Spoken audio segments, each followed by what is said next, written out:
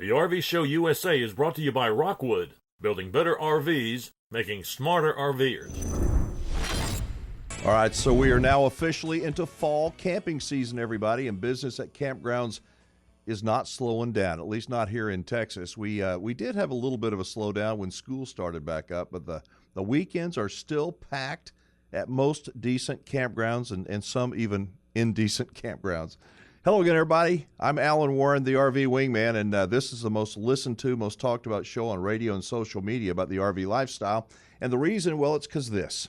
It's the only place where you'll hear the good, the not so good, and the occasional downright ugly parts of RVing. So welcome to what promises to be a good hour of fun, talking about the things that millions of Americans love to do, and that's learn about RVing, go RVing, and go outside and go camping. So I want to begin today with a topic that should be just common sense, but unfortunately, it's something that almost every single person listening to will agree with, yet most will do nothing about.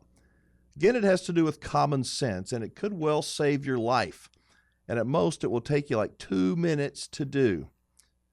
If you were to compare campers in a campground today to 5 years ago, there's at least one thing that becomes abundantly clear, and that's the number of solo RVers in our campgrounds. That number has skyrocketed. As a campground owner, it blows my mind the number of solo men and women RVers that we see. From construction workers to traveling nurses and medical professionals to folks who figure out they can live a little bit cheaper or better maybe in an RV than they can in a regular sticks and bricks home. We're seeing a lot of solo RVers. And I guess as long as everything goes great, there's no health emergencies, that's wonderful. It really is. But when there is a health emergency, a crisis, when somebody is traveling solo, it can present others with one hell of a problem. Case in point, a little over 4 years ago, a solo RVer arrived in our campground, a woman named Patty. As I said, she travels solo, and she instantly fit in with us. She did. Patty, now she doesn't have any pets, and she is a painter. She paints houses or probably anything else you need painted. Anyway, she's supposed to stay with us for a week. One thing leads to another, and she's been a resident for almost 4.5 years. She even became one of our work campers. Anyway, Patty she's a private person who doesn't talk much about her family or her past, and that's okay by me. But in the time that she has spent with us, we have spent endless hours together watching football and drinking cold beer and eating barbecue and having fun. Mostly just outside of her trailer where she has this little TV set up for a handful of folks, there at the campground. Just a place to sit down and visit. Patty calls it her come as you are bar. And unless the weather is really bad when she's not working, Patty is sitting outside at her come as you are bar. So hang on, this is going somewhere, folks. Hang on.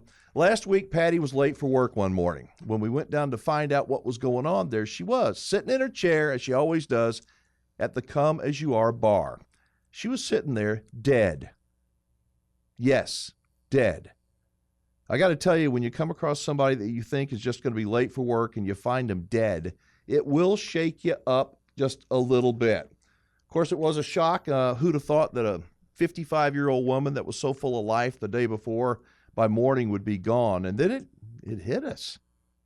Who in the world do we call? I mean, besides 911, who do we notify? Who's her next of kin? Maybe there's a note in her place, in her trailer with some info on it. Maybe a phone number, maybe a name to contact in case of an emergency. You know what? There was nothing. Sheriff deputies were there, paramedics, first responders, everybody was all around asking questions. We couldn't give them very many answers. Then it hit me like a ton of bricks. How many solo RVers are traveling out there, traveling this country that are kind of like Patty? What if something happened to them? What's the campground supposed to do? Who are we supposed to call? Before you say, oh, come on, Wingman, how often does somebody go dying in a campground? Well, it's not just if you die. What does a campground do if you have a seizure? If you fall, you get knocked out? What happens if you have some kind of a medical emergency? So since Patty's death last week, I asked a couple of our, solo RVers, I said, who would we call if something were to happen to you? You know what both of them said? Just call my family.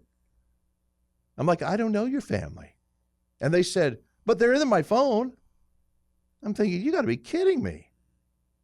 One of my frequent statements is, when you're speaking with me, think of me.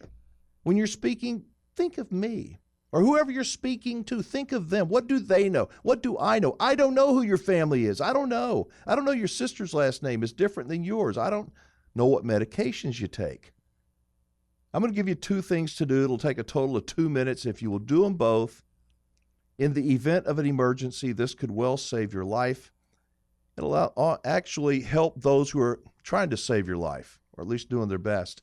Grab a sheet of paper, write down in case of emergency the name of the person to call and their numbers, of course. Who are they? How are they related to you? Write down any medications that you're taking and where they're kept. If you travel with a pet, write down your pet's name so they won't be freaking out when strangers are approaching them. And tape the note to the door of the fridge in your RV. The fridge is that's a pretty universal place, I guess, where people look in the event of an emergency. And then post the same information in your cell phone and put it under ICE, ICE, in case of emergency. Even with a passcode, I think that first responders, paramedics, hospital people, they're able to get in. So I know it's not the most upbeat way to kick off today's show, but I think it's so important. Take those 2 minutes. Think of others. They don't know who to call. They don't know. Put it on your RV's fridge. Save it in your cell phone under ICE, I-C-E, in case of emergency. By the way, this is not just a good idea for solo RVers, but for all RVers. I told you this was going to be common sense stuff. The question is, are you going to do it? While I am nagging a little bit here, did you know that it's estimated that 60% of American adults do not have a will? 60%. Why is that? Some people say that, all of us know we ain't going to get out of here alive. That's the truth. And experts will tell you that a lot of the reluctance to prepare a will is to live in denial. That's not going to happen to me. It's a fear of dying. I guess I understand that, but 60%. Again, take 2 minutes, grab some paper and a pen, and make an emergency contact list. Who your contact is, what relation they are to you, what medications you take, what your pet's name is, any info that could be, helpful for paramedics or for ordinary people, just like me, just like others in a campground. And then put that note on the door of your refrigerator in your RV. Put that same info under ICE in your mobile phone in case of emergency. All right, so the other day, I got into a friendly discussion with a relative newbie RVer who bought his first RV not quite a year ago. He loves it, hasn't had any real issues to talk about. He's also very meticulous about maintenance. Now, our discussion was about storing RVs and which is the better choice, storing your RV outside and saving some money and uncovered, or spend at least $7,500 more a month and store it covered in a covered facility. He insisted his RV was in tip-top shape. It probably is. As I said, this guy is very meticulous. He's very anal, and that's a good thing. But his RV is just a year old. Of course the roof's in good shape. It's a year old. But an RV that is stored outdoors and lives outdoors under the brutal weather of heat and cold and rain and wind, it's going to experience some decay. It is. It's going to experience what the sun's UV rays do over time to not just the roof, but the finish of some RVs, even the decals on some RVs, not to mention your RV's roof vents. 4 or 5 years down the road, I think that most RVers are going to experience some issues that will be directly related to their RV that's been living outside and uncovered its entire life. For my friend who, as I said, is meticulous about maintenance, he may get away with a few or no issues that are directly related to the elements. But the reality for most RVers are not as meticulous as my friend. Most will procrastinate. They'll put off, postpone, or even ignore their maintenance, and that will end up costing them far more than the additional cost for covered storage. So unless you are a stickler about maintenance, I think that the extra monthly cost will be more than worth it, especially 4 or 5 years down the road.